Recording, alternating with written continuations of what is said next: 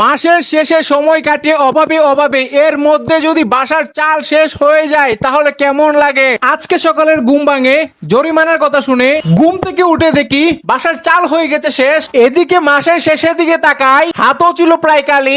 Fresh হয়ে সকাল সকাল নাস্তা নিয়ে বসে পড়লাম। আজকের নাস্তাটা ছিল গরুর মাংস দিয়ে রুটি, আমার প্রিয় একটি খাবার। নাস্তাটা ছিল অনেক বেশি মজা। নাস্তা শেষে বাসা থেকে বের হয়ে বাজারের উদ্দেশ্যে রওনা দিয়ে দিলাম। বাসা থেকে বাজার কাছে হওয়ায় হেঁটে যাচ্ছিলাম।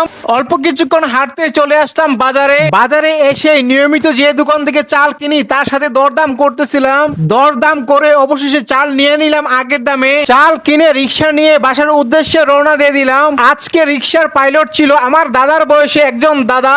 রিক্সা ঠিক করার আগে উনি বলতেছিল বুড়া ভেবে ভাববেন না যে শরীরে শক্তি নাই। এই বুড়া বয়সে রিক্সা চালানোর স্পিড দেখে আমি নিজে অবাক হয়ে গেলাম। বন্ধুরা, ভিডিওটি এই পর্যন্তই। সকলে ভালো থাকবেন। ভিডিওটি ভালো লাগলে চ্যানেলটা সাবস্ক্রাইব করে পাশে থাকবেন।